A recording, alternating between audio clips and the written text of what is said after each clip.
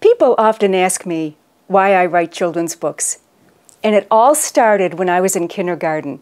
And my mother said to me, "Nila, I'm going to take you to a magical kingdom where all your dreams can come true. You're going to leave this place having made friends all over the world. And this is a place you'll want to go back to again and again." So of course I thought we were going to Disney World. And my mother put me in the car and we drove downtown and parked in front of a building so big I thought it was a castle.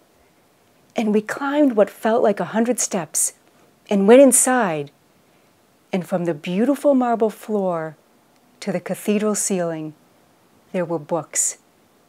And I asked my mother, who's a poet, how is a library like a magical kingdom? And she said, every book is like a sky jewel that lights up a dark sky, and every library is like its own universe. And then we went upstairs to the children's reading room. It was a small room, and in every corner were beautiful and brightly colored picture books. And it was in this room that I learned the magic of reading.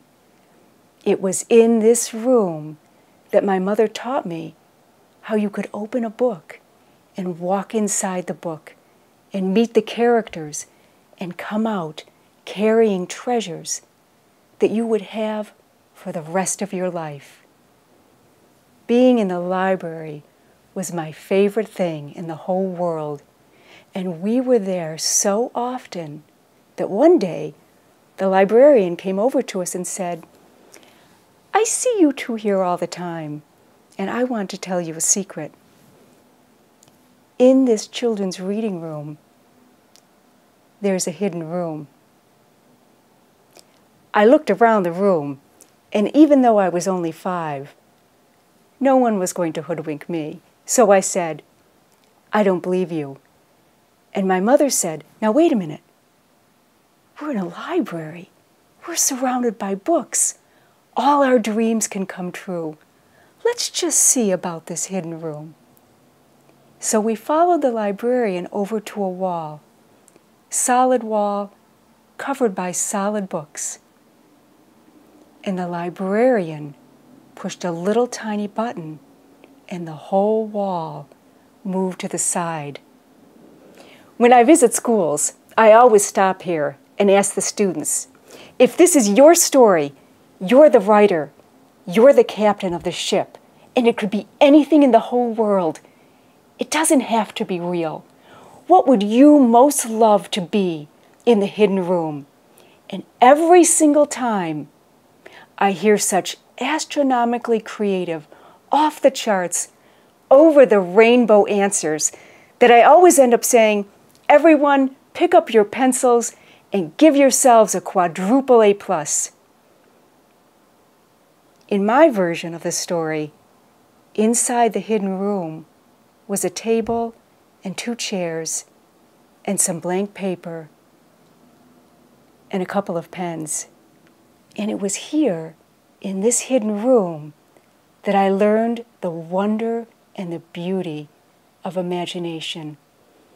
I learned that anything is possible.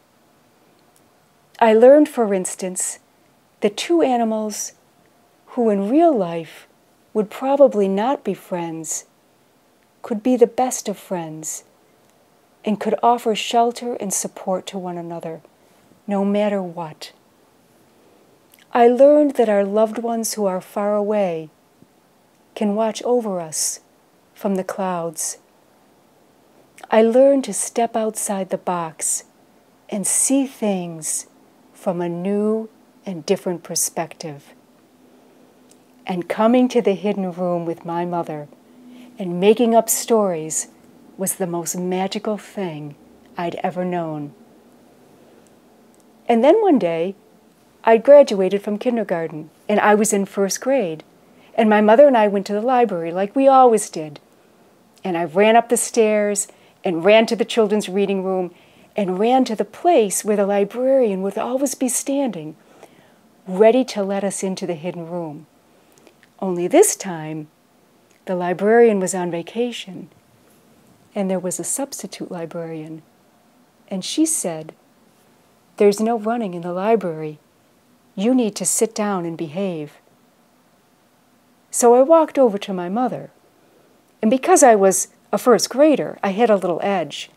And I said, "Well, Mom, we're in a library. It's supposed to be so magical. We can't even get into the hidden room. Now what are we supposed to do?" And my mother said something that changed my life forever. She said, "You know, Nila, this not being able to get into the hidden room, this is not a problem. Because the real hidden room, the most magical hidden room, the room that only grows more and more beautiful as you go along in life, that room is really inside you, and it's inside me, and it's inside all of us. This is the room where our imagination lives. It's where we can always go, no matter how bad a day we've had, and feel better because we can rewrite the ending of our day into something beautiful." And then she said, "Here's what we're going to do.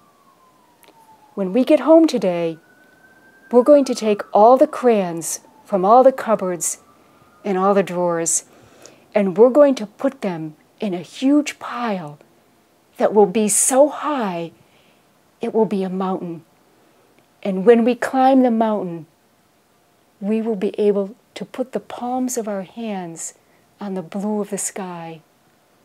And then we're each going to take a blank sheet of white paper and we're going to fill it up with beautiful colors. And we're going to draw a picture of what our hidden room looks like. And then we're going to take our drawings and go back to the library and give them to the substitute librarian who wouldn't let us in the hidden room." And I said, "Well, now, Mom, that's really not fair. She was crabby and cranky and grumpy and grouchy. Why should we give her anything?" And my mother said, "Maybe the reason she's crabby and cranky and grumpy and grouchy is she's forgotten. She has a hidden room inside her. And maybe if we give her a gift, she'll remember. Because in the story that is our lives, we're going to color the whole world beautiful.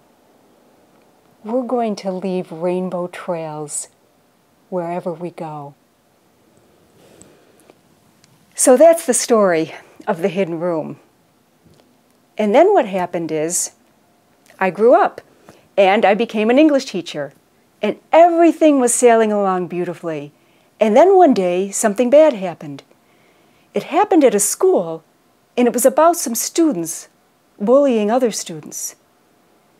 I was deeply saddened to hear about this, and I thought to myself, I wonder if there's a way I could go into my hidden room and write something so positive no one would ever think of bullying because everyone would feel so good about themselves inside. So I went into my hidden room and I wrote a story and I showed it to my great friend George Ulrich, who was absolutely one of the most gifted illustrators of children's books ever to walk the earth. And he took my story and went into his hidden room and drew the artwork that would go with this book. And this became The Gift of You, The Gift of Me. People have asked me which of my mother's poems is my favorite. And it's a great question. They're all my favorite. But one comes to mind in connection with the hidden room. She wrote it before I was born, and I found it only because about 10 years ago, we had a flood in our basement. During this flood, one of her poems came floating to the surface, and I said, "Mom, this poem is so special. It deserves to be in your next book." And so it is, in a collaboration done with the talented photographer and visionary school teacher, Suzanne Webb, in a book called Whispers for a Magical Time.